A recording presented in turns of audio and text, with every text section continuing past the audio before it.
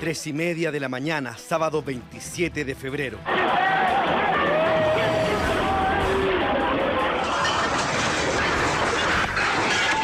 La década para Chile comenzó con el tercer terremoto más potente de su historia. ¡Por favor, Dios mío! Tenemos colapso de edificio de 15 pisos. La región del Maule y el Biobío las más afectadas. Localidades como Constitución, Dichato, Iloca y Curanipe quedaron completamente destruidas.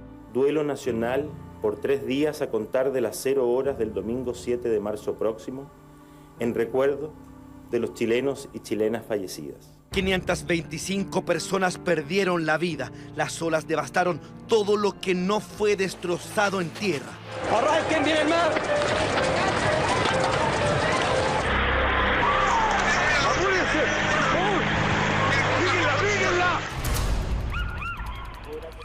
Una catástrofe natural que golpeó a Chile entero, pero que también desnudó falencias y errores en los sistemas de emergencia y procedimientos de alerta. Ojalá que nunca se lo olvide, como lo que pasó en Valdivia, que hasta el día de hoy lo están recordando porque nos pasó a nosotros. Esta fotografía sería ícono del esfuerzo de todo un país por levantarse de nuevo. Lo que sucedió aquí no se debe olvidar, no se debe olvidar por nada del mundo.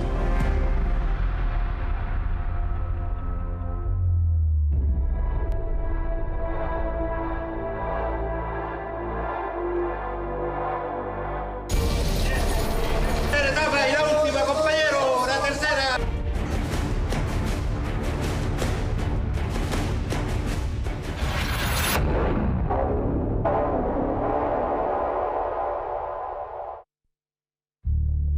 Yo lo que escribí fue especificar que nosotros lo encontramos en un refugio, que éramos 33 y que estábamos bien.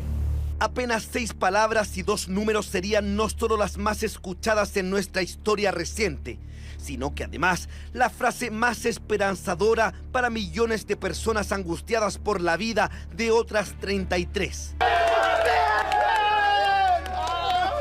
Esta paciencia hasta que llegue el momento que lo rescate. Muchas gracias por todo. 6 meses después de una de sus mayores catástrofes naturales, la historia tendría preparada otra prueba de fuego. La barra que venían sacando para poder meter la cámara, ¿decía? Y ahí salió en la última pegado y rayado. ¿Qué decía? 33 vivos en el refugio.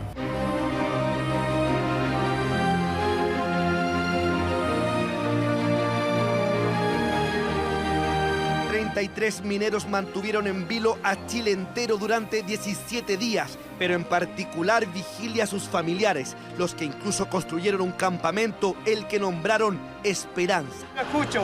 ¡Bien! Habla con el ministro de Minería. Lo estamos escuchando todo fuerte y claro. ¿Quién habla? Está hablando el jefe de turno, Luis Ulloa.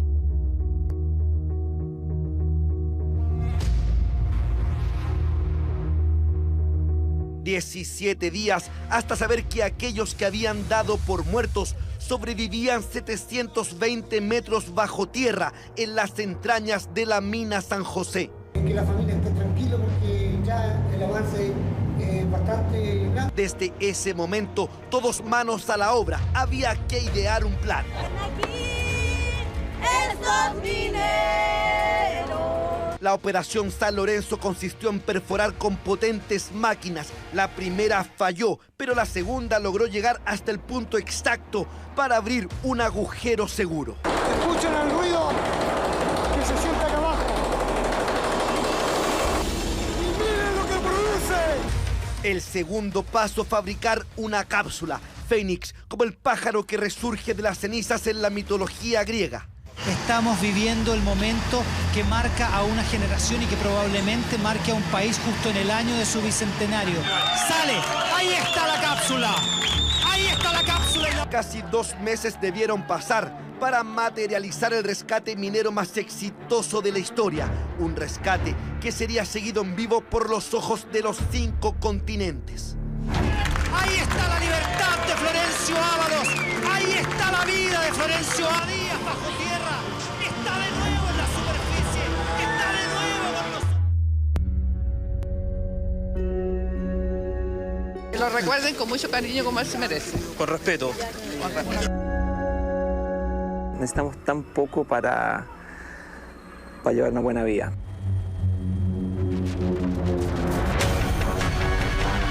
Muchas gracias a ustedes por venir.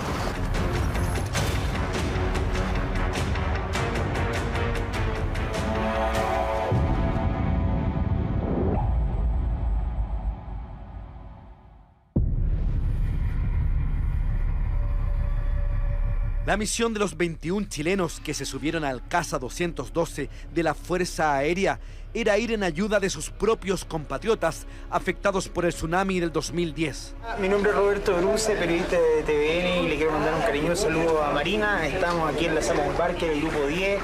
La tarde del 2 de septiembre, la noticia de la desaparición en Juan Fernández del avión que los transportaba congregó la inmediata atención del país. Enfrentábamos un escenario particularmente adverso y eso de alguna manera se ha confirmado en estas horas. En la aeronave viajaba personal de la Fuerza Aérea, un equipo de prensa de Televisión Nacional de Chile liderados por el animador Felipe Camiroaga, funcionarios del Consejo Nacional de la Cultura y las Artes y voluntarios de la organización Desafío Levantemos Chile, encabezados por el empresario Felipe Cubí.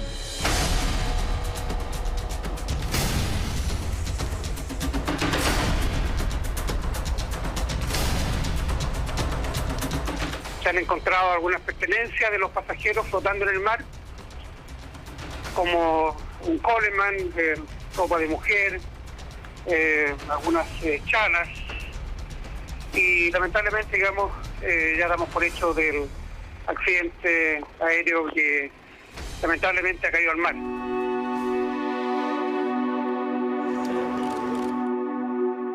Las causas de la caída del avión fueron materia de investigación. La justicia lo catalogó como un caso fortuito producto de malas condiciones climáticas. Fue la peor tragedia aérea de los últimos 40 años en la isla, un accidente que le dolió a todo Chile.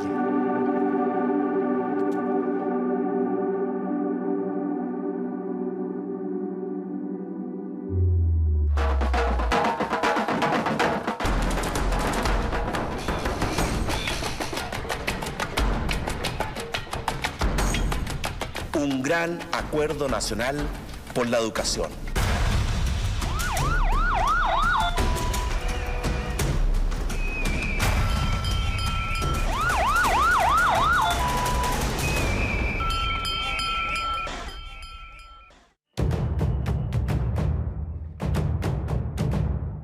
Fueron casi 6 meses de manifestaciones. La Revolución Pingüina del 2006 ya había cumplido la mayoría de edad y 5 años después se activarían nuevamente las protestas estudiantiles. Un portazo a la educación y a los intereses del país que están puestos finalmente en construir consenso y no seguir planificando movilizaciones y marchas como si eso nos fuera a llevar a encontrar soluciones. Comenzaron en junio con 20.000 estudiantes movilizados pidiéndole al gobierno reformas al sistema educacional. Un mes después se sumaron cerca de 200.000 en Santiago, 400.000 en todo Chile. Hubo tomas de colegios y universidades en pleno invierno. El frío y la lluvia dio pie a la llamada Marcha de los Paraguas.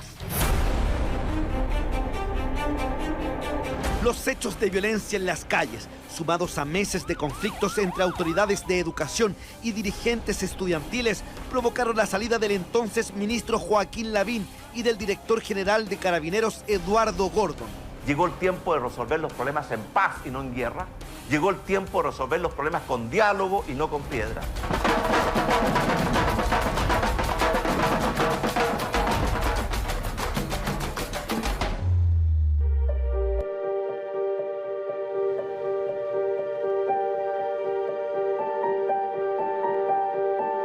Me duele tanto, pero tanto en el alma, porque soy mamá y no me gustaría que a uno de mis hijos le hagan eso, no a discriminarlo solo por la sexualidad de él.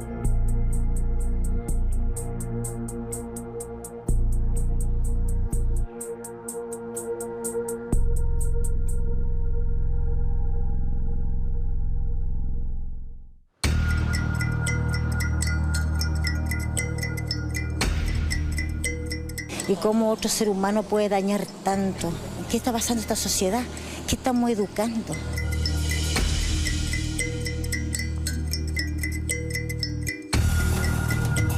A las 4 de la mañana de la madrugada del 3 de marzo del 2012 fue encontrado inconsciente en el suelo del Parque San Borja Daniel Zamudio Vera. Su cuerpo evidenciaba múltiples heridas provocadas por golpes y piedrazos en su cabeza, estómago y extremidades. Una de sus piernas había sido forzada hasta fracturarla. También presentaba quemaduras de cigarrillo y una svástica marcada con el vidrio de una botella rota. Increíblemente, aún estaba con vida. 25 días después, Daniel Zamudio no resistió más. Se ha determinado la causa de muerte como traumatismo cráneoencefálico. Su funeral fue multitudinario y provocó el rechazo de todos los sectores. Una semana después del brutal crimen, la policía detuvo a los 4 asesinos. 2 de ellos compartían la ideología neonazi.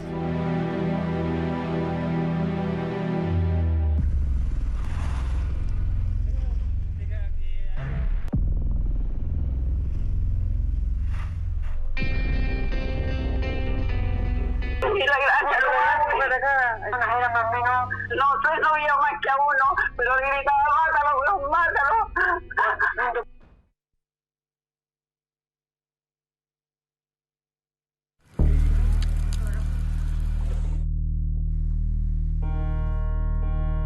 Los disparos rompieron la calma de la pequeña localidad de General López en la comuna de Vilcún, en la región de la Araucanía. Nos atacaron, por favor, sabemos.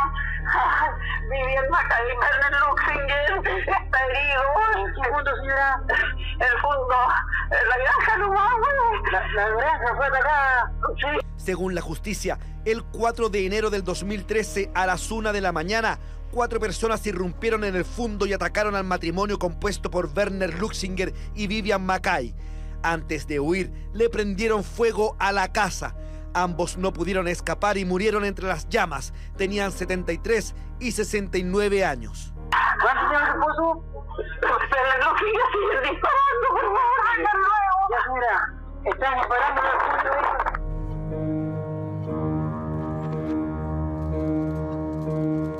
Tras más de 5 años de absoluciones y condenas en tribunales, finalmente la justicia condenó a 3 de los imputados a 18 años de cárcel.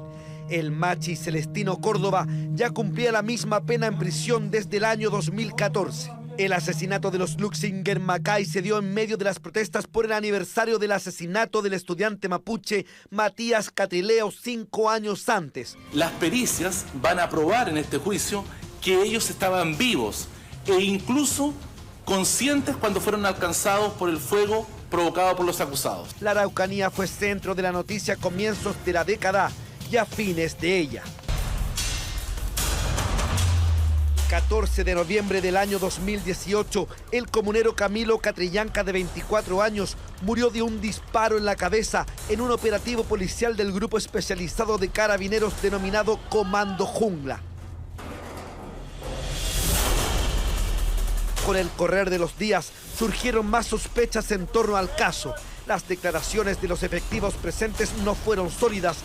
Que no habían imágenes de ese operativo tampoco era cierto. Menos de 30 segundos, toda una posible verdad construida en las últimas 72 horas, que contó con 3 versiones oficiales distintas, se derrumbó. El crimen de Camilo Catrillanca remeció a la policía uniformada. Sí tenía una cámara de vigilancia como correspondía al cumplimiento de su deber. Un mes después del asesinato del comunero mapuche, el gobierno solicitó la renuncia del general director Hermes Soto junto a otros 10 generales y disolvió el GOPE en la Araucanía.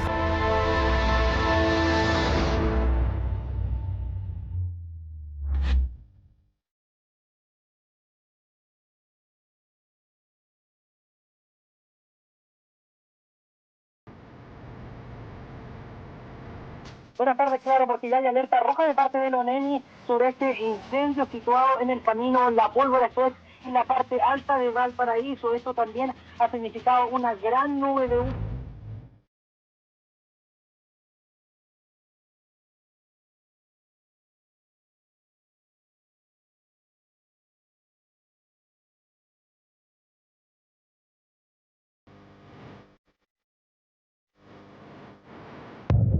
no hay qué hace y mi casa ya se quemó completa.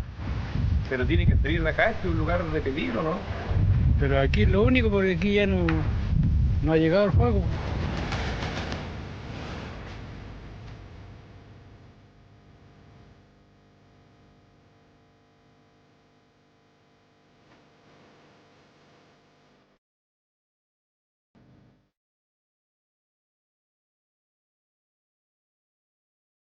La chispa que saltó de una soldadura en el Cerro La Pólvora el 12 de abril del 2014 desencadenó una de las peores catástrofes forestales que se tenga registro en Valparaíso.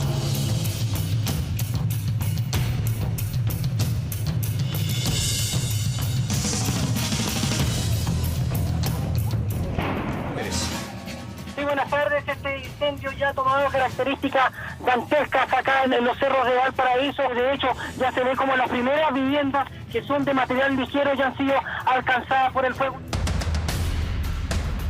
Las llamas se propagaron con voracidad, destruyendo 2.500 viviendas en 8 cerros de la ciudad Puerto. El fuego atacó incesante día y noche. Los vecinos intentaron rescatar lo que se podía, poniendo en riesgo su propia vida. Los cerros Mariposas, Ramaditas, Rocuant, La Cruz fueron los más afectados.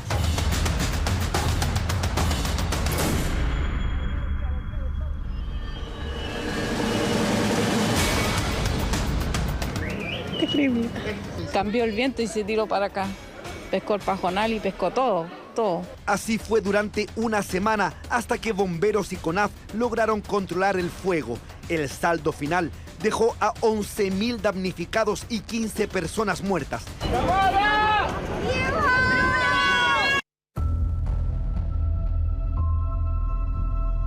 Esta década estuvo marcada por los desastres causados por los incendios forestales.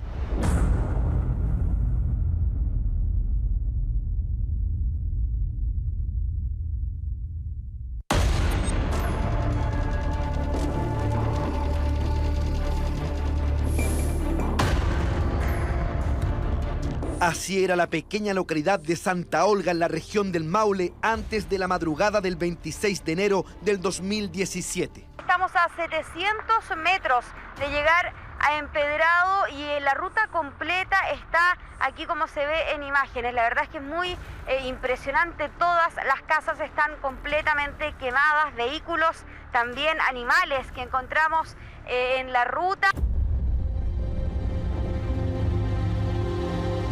Los incendios forestales de ese verano complicaron distintos sectores de la región sur del país, pero fueron los habitantes de Santa Olga los que vivieron la peor parte. La mitad de sus casas fueron afectadas, el liceo municipal y el jardín infantil destruidos, incluso el mismo cuartel de bomberos. Nací, me crié acá y ver esto ahora sí es muy triste, muy doloroso. El fuego llegó a nuestra población y no fuimos capaces. Doloroso, pero vamos a salir adelante.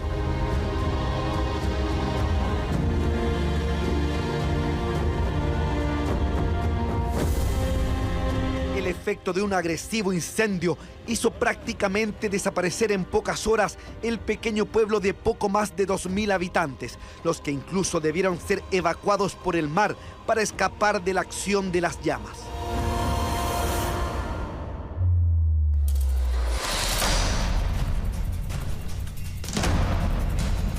Que decidió tomar acciones penales y civiles contra la diputada Marcela Sabat, los ministros Nicolás Monkever y Felipe Ward y el subsecretario Pablo Terrazas.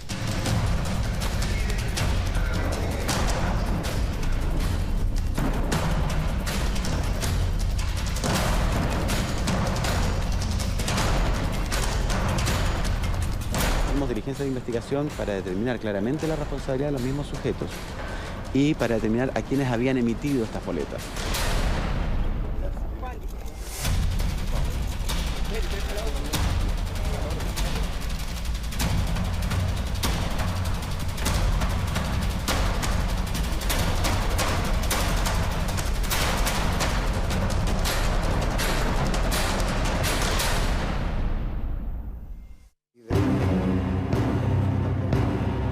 El 2005 fue el año de los escándalos por platas vinculadas a la política. Lo que comenzó como una investigación por evasión tributaria terminaría abriendo una caja de Pandora y destapando un sistema irregular de financiamiento de campañas. Fueron 36 imputados los que debieron llegar hasta el Centro de Justicia, entre ellos el exministro de Minería Lawrence Goldburn, el ex subsecretario de la cartera Pablo Wagner, los políticos Carlos Bombal, Iván Moreira, Pablo Salaquet y Alberto Cardemil, entre otros.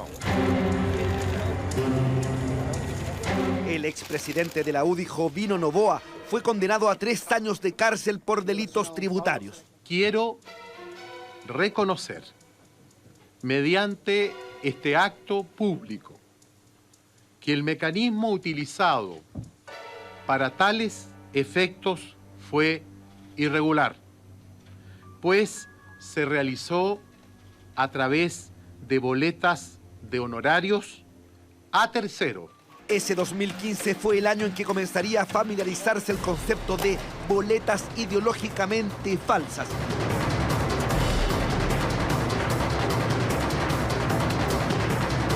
Es que si el caso Penta golpeó a un sector político, SQM haría lo propio en la vereda del frente. 16 imputados llegó a tener la arista sobre el supuesto financiamiento irregular de campañas políticas. Ese mismo 2015 explotó el caso Cabal, la empresa donde era socia Natalia Compañón, casada con Sebastián Dávalos, hijo de la expresidenta Michelle Bachelet. Lo único que les voy a decir es que me llama la atención que después de 3 años no hayan podido comprobar absolutamente nada, ¿ya? La presidenta Bachelet negó en ese entonces tener conocimiento sobre la causa contra su hijo.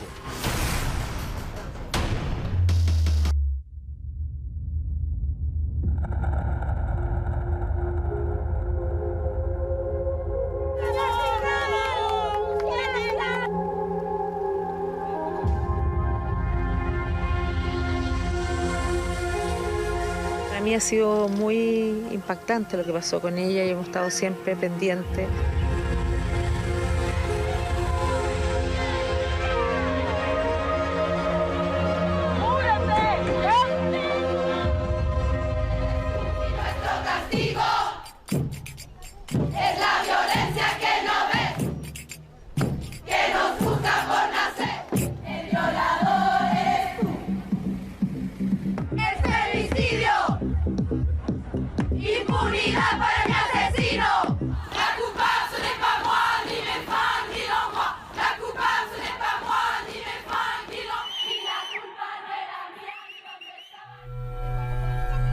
...515 mujeres han sido asesinadas por hombres en Chile en los últimos 10 años.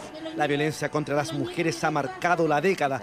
Uno de los casos emblemáticos fue el de Nabila Rifo, en mayo del 2016, quien fue atacada brutalmente en Coyhaique por su entonces pareja, Mauricio Ortega, quien la golpeó y le arrancó sus ojos. Bueno, yo la primera que sentí me llegó a retumbar, me pasó todo lo que había tomado. Después la segunda vez igual, porque era una piedra muy grande.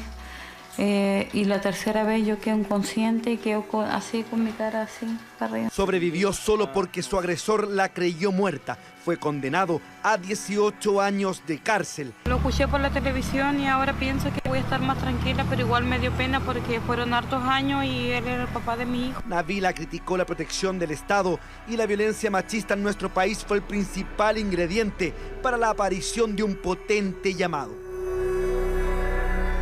¿Algo de miedo? ¿Sientes miedo? No, ya no. Ya no, ya estoy tranquila ya. Su testimonio y su mensaje podrían hoy estar salvando vidas en algún lugar de Chile. El colectivo Las Tesis y miles de chilenas gritaron tan alto que el mensaje feminista contra los abusos hizo eco en el mundo entero. Y la culpa no era mía, ni dónde estaba, ni cómo decía.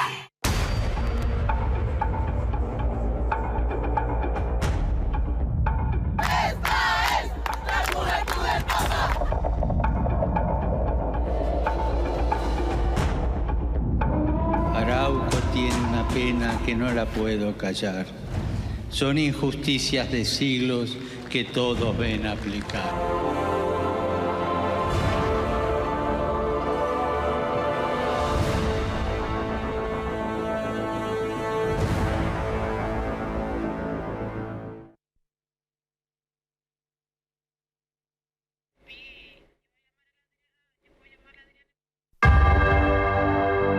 segunda vez en la historia de una visita papal en nuestro país. Solo Juan Pablo II había pisado suelo nacional hace más de 30 años. ¡Está aquí! ¡Qué emoción más grande, padre! ¡Arriba! Pero el Chile que recibió al Papa Francisco el lunes 15 de enero del 2018 era completamente diferente. Los numerosos casos de abusos y encubrimiento por parte de sacerdotes se convirtieron en el centro de la visita de Francisco I. Solo sufre sí, pero por tonta, porque no abre su corazón a lo que Dios dice y se deja llevar por las macanas que dice toda esa gente. Las críticas y la presión de las víctimas fueron inmediatas. La visita del Papa en Iquique y Temuco tuvieron una presencia de fieles mucho menor a lo esperado por la organización. Fue en ese entonces que el Papa cambió su discurso. Y aquí no puedo dejar de manifestar el dolor y la vergüenza que siento ante el daño irreparable causado a niños por parte de ministros de la Iglesia.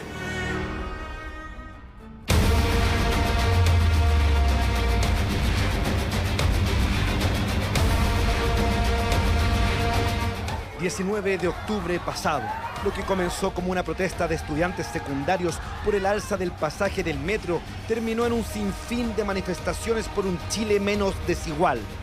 La violencia registrada en las movilizaciones y las denuncias de violaciones contra los derechos humanos han empañado reivindicaciones sociales legítimas. El corolario de ese clamor popular repletó la principal avenida capitalina en la llamada Marcha del Millón y sumó varios miles más a lo largo del país. De ese viernes de octubre parece que hubieran pasado años, pero el final de esa historia, claro, aún está por escribirse.